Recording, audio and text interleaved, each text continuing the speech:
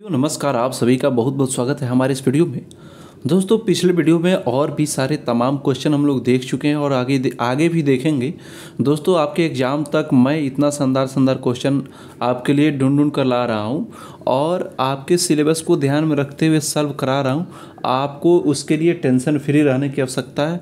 हर कुछ यहाँ पे आपको मिल जाएगा जो आपके एग्ज़ाम के लिए उपयोगी है। बस आप हमारा साथ बनाए रखें, आप हमारे चैनल पे रेगुलर बने रहें, सारे वीडियो को जरूर देखा करें।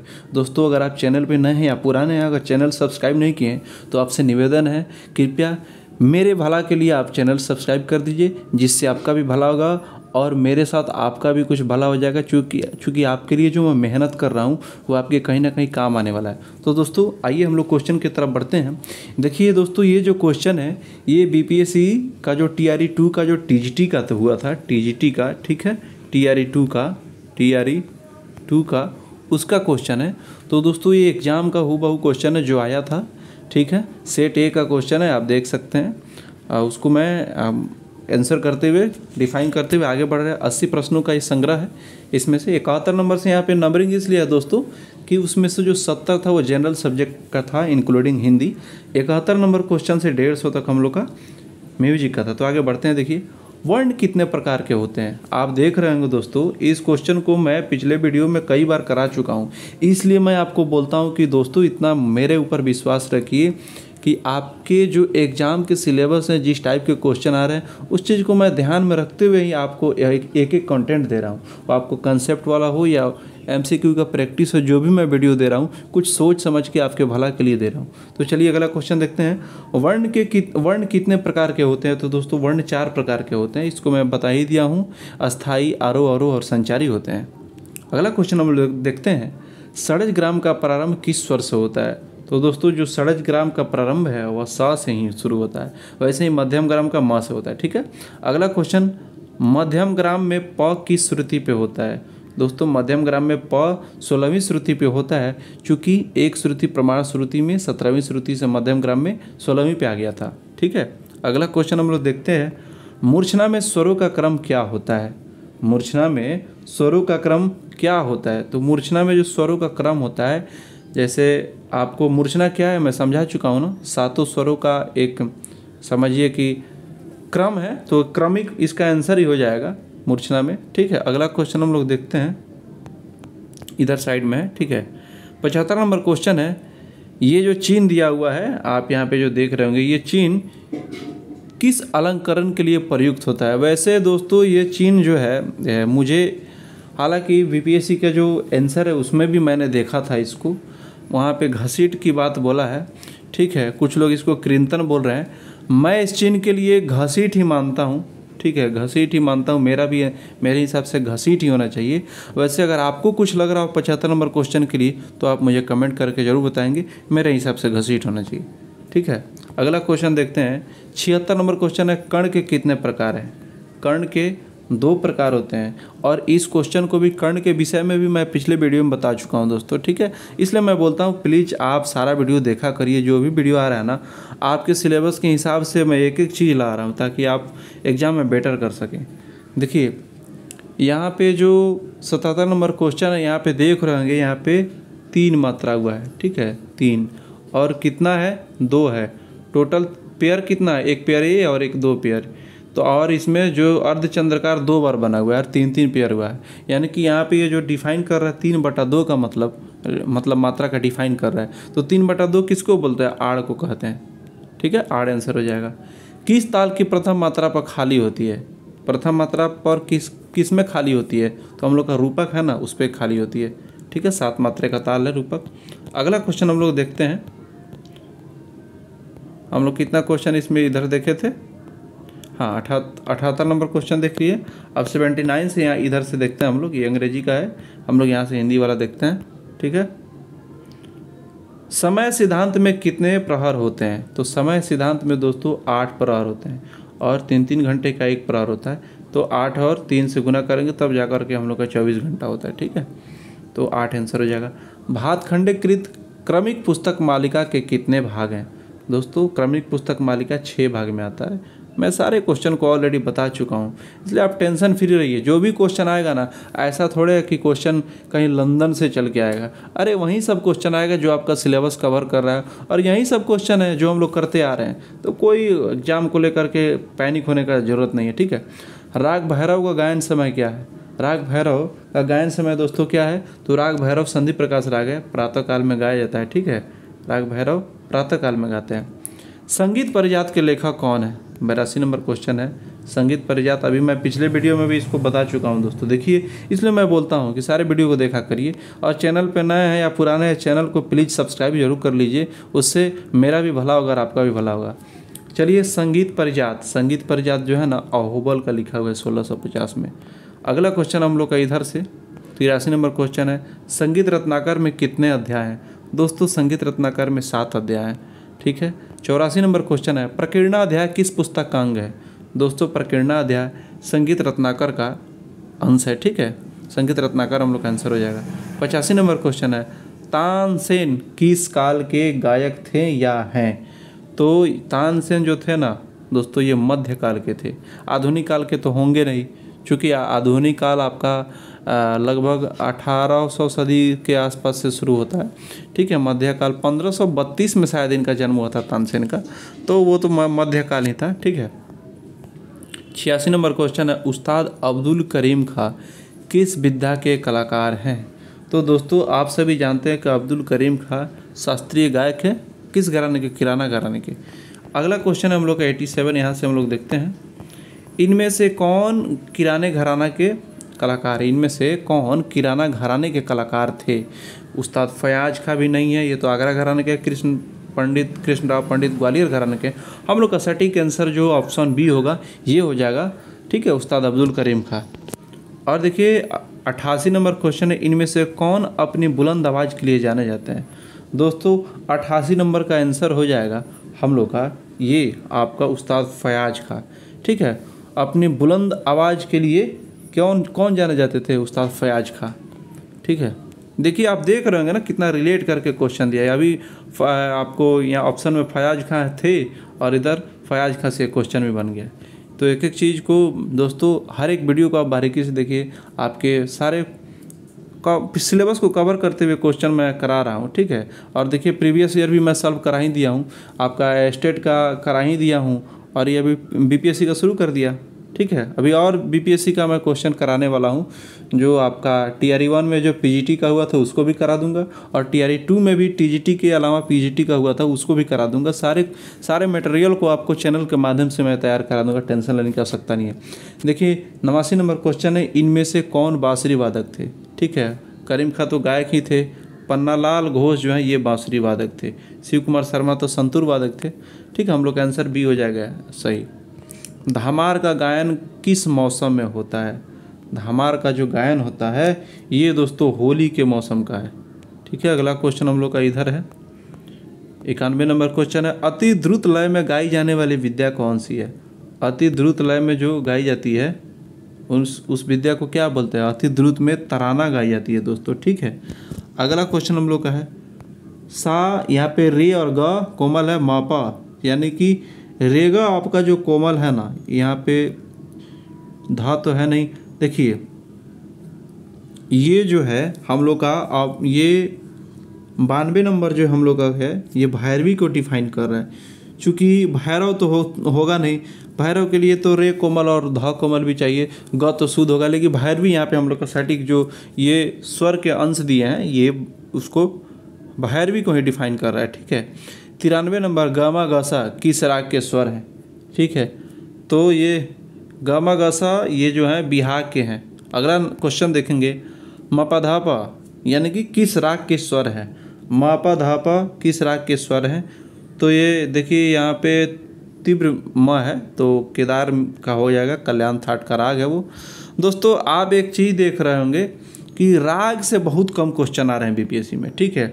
हम लोग का ज़्यादा कवर क्या कर रहा है, ये आपका थ्योरी कर रहा है, राग के बहुत कम ही क्वेश्चन आ रहे हैं, ठीक है। मैं ऐसा नहीं कह रहा हूँ कि आप राग पढ़ना ही छोड़ दीजिए, आप बिल्कुल पढ़िए, लेकिन घबराने की आवश्यकता नहीं है। बहुत सारे हमारे जो मित्र हैं थोड़ा सा राग को लेकर के परेशानी रहती है। और देखिए राग एक ऐसा चीज़ है ना, दुनिया का कोई ऐसा इंसान हो जो बोल दे कि मैं रागों में पारंगत हासिल कर लिया हूँ, तो ये मानने की आवश्यकता नहीं है। राग बहुत बड़ी चीज़ होती है दोस्तों।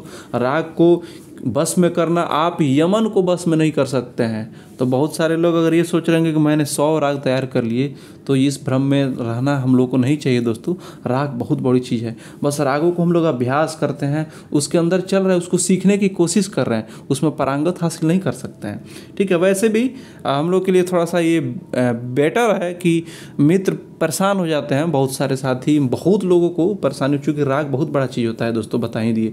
तो राग में क्वेश्चन भी कम आ रहा है, तो बहुत घबराने की आवश्यकता नहीं है। कुछ BBI है राग, 15-20 राग आप बस एक बार रिवाइज कर लेंगे, उससे क्वेश्चन आ जाएगा।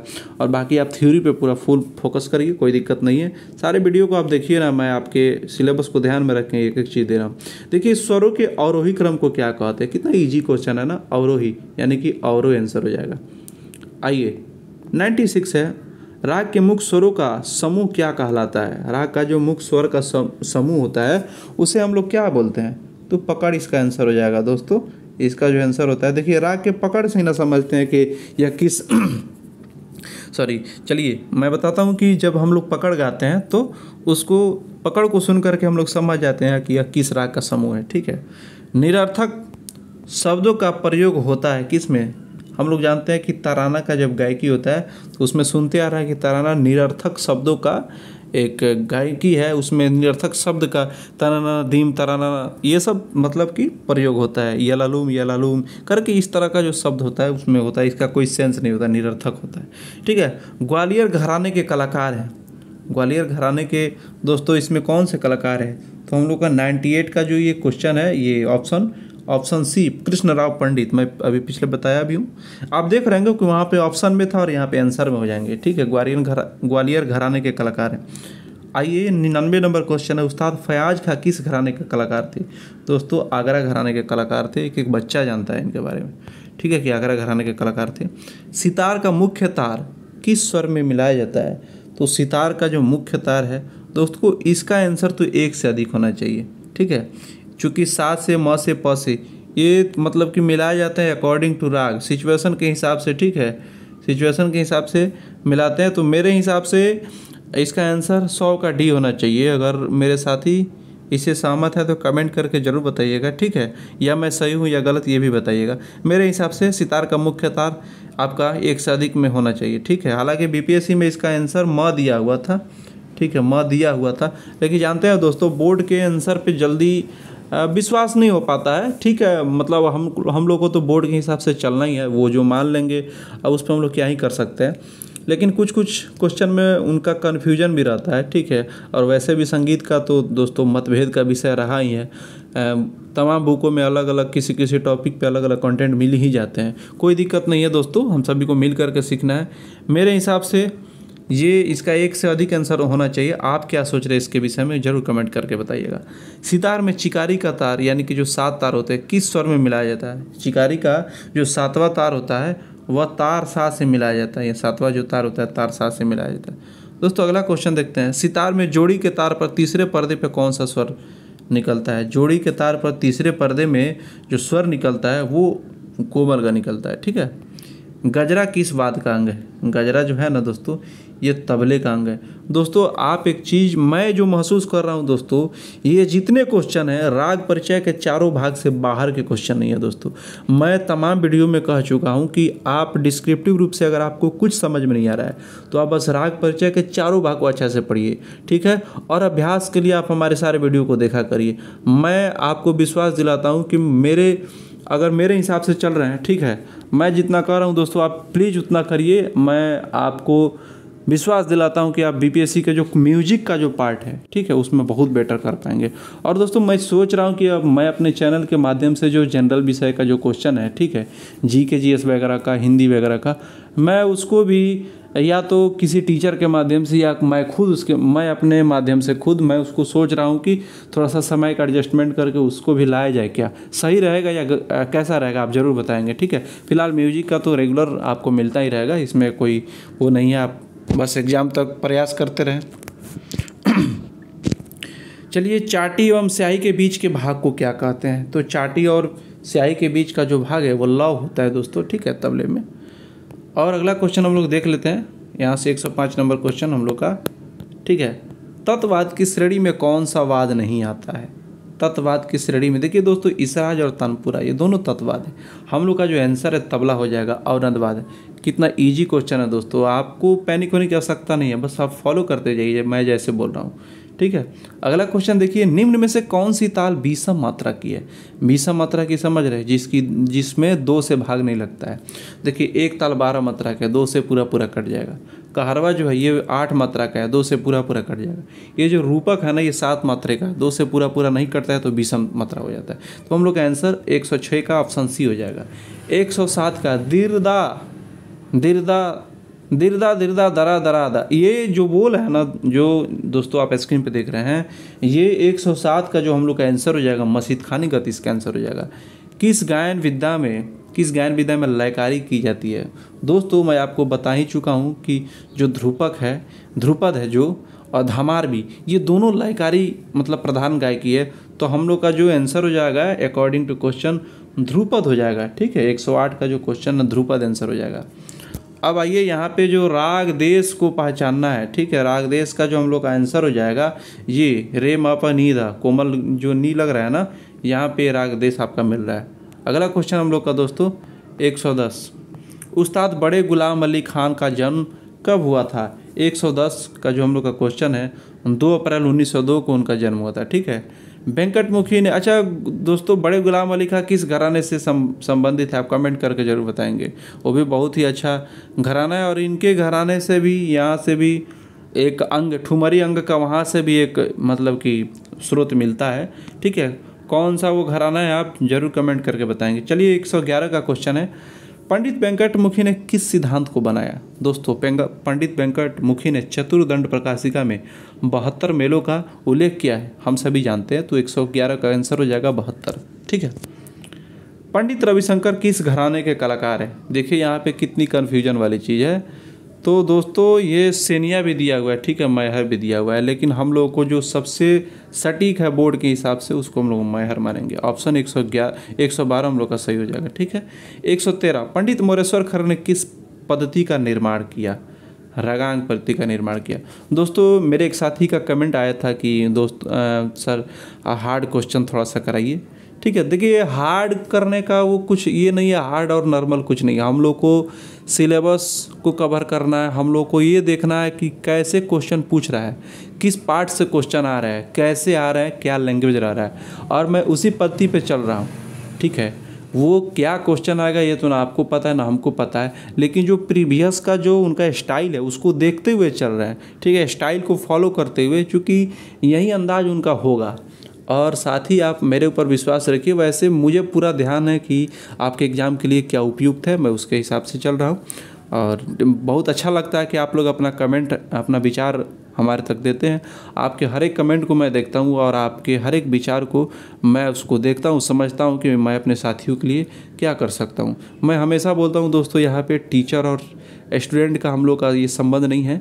अगर आप हमको फॉलो कर रहे हैं तो आप मेरे मित्र हैं, ठीक है, मैं यही मान के चलता हूँ। आपके साथ हम भी सीख रहे हैं, मेरे साथ आप भी सीख रहे हैं, मैं ये सोच के चल रहा हूँ। चलिए, 114 नंबर क्वेश्चन हम लोग देखते हैं। पंडित निखिल बनर्जी के सितार में कितने मुख्य तार थे? देखिए दोस्तों, बहुत ही दिलचस्प बात है। सितार में मुख्यतः 7 तार तो होते हैं, लेकिन पंडित निखिल बनर्जी हैं वो अपने सितार में 8 तार को माने थे, ठीक है। अगला क्वेश्चन हम लोग देख लेते हैं दोस्तों। थोड़ी सी हमारी तबीयत ख़राब है, सर्दी वगैरह हो गया है, जो आपको वीडियो में महसूस हो रहा होगा। चलिए, 115 का क्वेश्चन है, राग मधुवंती का विकृत स्वर क्या है? तो 115 का जो विकृत ये मधुवंती का जो विकृत स्वर है, ठीक है, ये ग हो जाएगा कोमल। और मधुवंती दोस्तों किस थाट का कमेंट करके ज़रूर बताएंगे। हालांकि जो लोग प्रवीण कर रहे होंगे, ये 7th ईयर का सिलेबस है मधुवंती, ठीक है। अगला क्वेश्चन देख रहे हैं, 9 श्रुतियों का अंतर किसमें है? 9 श्रुतियों का जो अंतर है वो सा और म में है, ठीक है। 116 का हम लोग का जो आंसर हो जाएगा ऑप्शन ए सही हो जाएगा। सापा में 13 का अंतर है, ठीक है। आप काउंट करके देख सकते हैं, मैं पिछले वीडियो में सिखा भी चुका हूँ कि कैसे करना है, ठीक है। अगला क्वेश्चन देखते हैं 117 का। स्वरों की कुल संख्या कितनी है? कुल संख्या तो दोस्तों 12 है, चूँकि 7 ये आपका शुद्ध और 5 विकृत। अगर कुल लगाया है तो समझिए 12 के लिए बोल रहा है, 5 विकृत। दोस्तों कभी कभी क्या होता है ना, बोलने में कुछ चीज़ मैं सोच कुछ और रहा हूँ, मुंह से कुछ और निकल जाता है। जैसे पिछले वीडियो में मैं कहना चाह रहा था कि भरत के 10 लक्षण में 3 और माने हैं सारंग देव ने, तब 13 हुआ है। मैं उस चीज़ को फ्लो में बोलते क्रम में उस चीज़ को मैं पूरी तरह से नहीं बोल पाया था, तो शायद हमारे साथी को ये लगा था कि मैंने सारंग देव का जो लक्षण है वो मैं 3 ही बोला हूँ। लेकिन दोस्तों आप कभी कभी मेरे भावना को भी समझिएगा, बोलने में हो सकता है कि कभी कभी फ्लो में हो जाता है मिस, कोई दिक्कत नहीं है, उसको आप समझ ही रहे होंगे, ठीक है। विकृत जातियों की संख्या जो है कितनी है? विकृत जातियों की संख्या ये 18 मानी गई है दोस्तों, नहीं सॉरी, ये 18 तो कुल जातियाँ मानी गई है, लेकिन विकृत जातियों की जो संख्या है 118 का हम लोग का 11 हो जाएगा, ठीक है। तो अगला क्वेश्चन हम लोग देख लेते हैं। घंटा किस श्रेणी का बात है? घंटा घन श्रेणी का बाद है दोस्तों, ठीक है। अगला इसमें कुछ समझाने का नहीं है, घंटा क्यों घन का बाद है। अगला क्वेश्चन हम लोग का, श्रीनिवास के अनुसार बीड़ा के तार पर घुड़च से नी की दूरी कितने इंच पर है? तो 120 का जो घुड़च, श्रीनिवास जो जानते हैं दोस्तों, ये अहोबल को ही फॉलो किए थे, उसी को मान लिए थे, तो पैनिक होने की आवश्यकता नहीं है। और तो उसी हिसाब से जो नी की दूरी है ना, ये 20 इंच पे है, ठीक है। राग विज्ञान के लेखक कौन है? राग विज्ञान के लेखक हैं आपका, 1 मिनट, मैं ये 120 का आंसर क्या बताया था? BC बताया था ना, ठीक है। अगला क्वेश्चन हम लोग का दोस्तों, राग विज्ञान के जो लेखक हैं पंडित BN पटवर्धन है। BN पटवर्धन यानी विनायक राग पटवर्धन। कल्याण थाट के स्वर है दोस्तों, देखिए कल्याण तो यहाँ पे स्पष्ट दिख रहा है, ठीक है। 122 का ऑप्शन है। कल्याण में क्या होता है? तीव्र म लगते हैं, यहाँ पे स्पष्ट ही दिख रहा है, इसमें कोई सोचने की आवश्यकता नहीं है। हम लोग कल्याण थाट का स्वर यहाँ पे स्पष्ट दिख रहा है। 123 आधुनिक राग वर्गीकरण में म किस श्रुति पर होगा? आधुनिक राग वर्गीकरण, आधुनिक राग वर्गीकरण में श्रुति में क्या हुआ था? पहली श्रुति पे स्वर को स्थापित किया था, तो उस हिसाब से हम लोग का जो आधुनिक राग वर्गीकरण में क्या 1, 5, 8, 10, ठीक है। सा रे ग म 10वीं श्रुति पे होना चाहिए, तो यहाँ पे ऑप्शन में 10 है नहीं, इसलिए इनमें से कोई नहीं हम लोग का आंसर हो जाएगा। 123 का इनमें से कोई नहीं, ठीक है। 124 है, भारतीय संगीतवाद के लेखक कौन है? भारतीय संगीतवाद के लेखक पंडित लाल मणि मिश्र हैं दोस्तों, ठीक है। अगला क्वेश्चन हम लोग देख लेते हैं, नाट्य शास्त्र के लेखक कौन है? कितना प्यारा क्वेश्चन, सभी लोग जानते हैं, भरत, ठीक है। नाट्य शास्त्र भरत। और नाट्य शास्त्र में कितने अध्याय हैं दोस्तों? वैसे मैं आपको बता दूं 28 से 33 तक अध्याय संगीत के हैं, 28 से 33 में बोला हूँ, ठीक है। 126 तानपुरा का पहला तार किस स्वर में मिलाया जाता है? 126 का आंसर हो जाएगा उपयुक्त में से एक से अधिक। तानपुरे का जो तार होता है ना, वो सा म प तीनों से मिलाते हैं, अलग अलग राग के हिसाब से, ठीक है।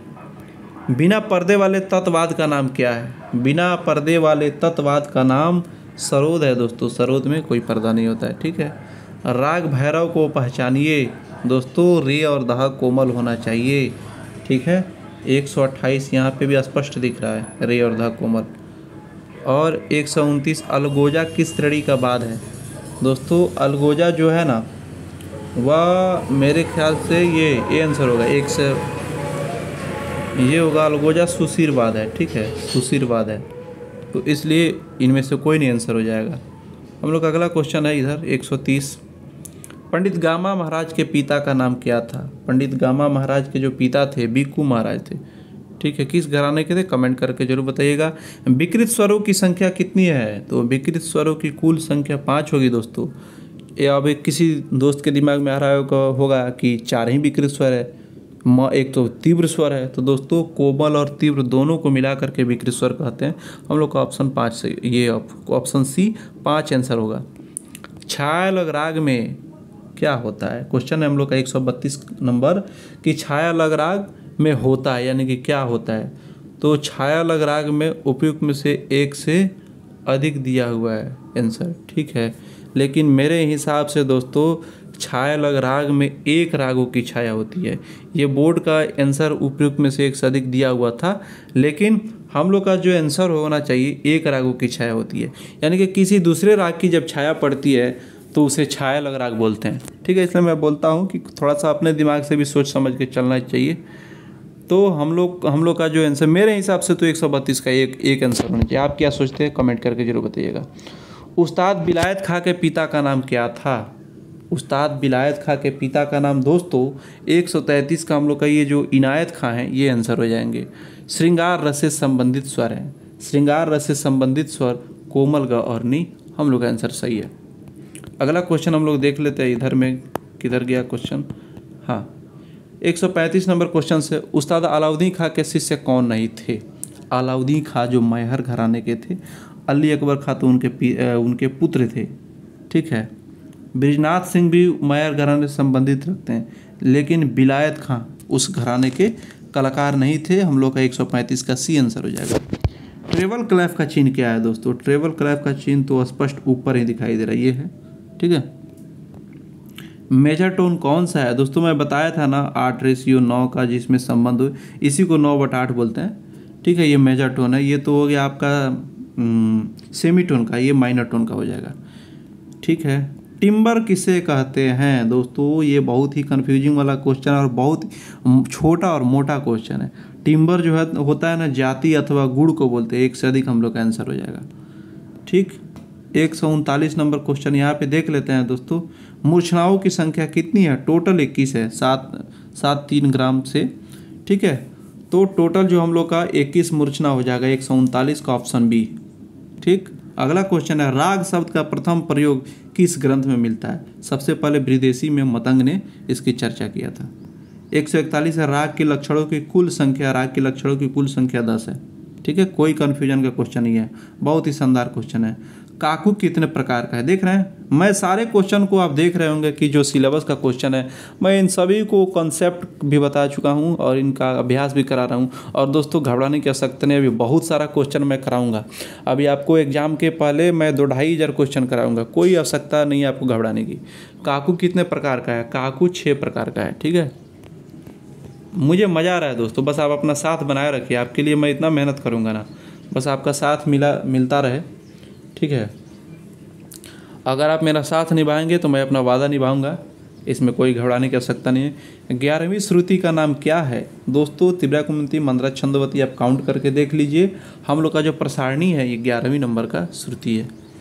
ठीक है, कुकुम्भिका किस राग की रागनी है? कुकुम्भिका दोस्तों मालकौंस, पिछले वीडियो में बता चुका हूँ, आ ही गया। ठीक है, 145 कौन से मूर्छना षड्ज ग्राम की है? उत्तर मंद्रा उत्तरायता। हाँ, ये जो है 145 का है, ये ऑप्शन नंबर ए, ये हम लोग का सही हो जाएगा, उत्तर मंद्रा।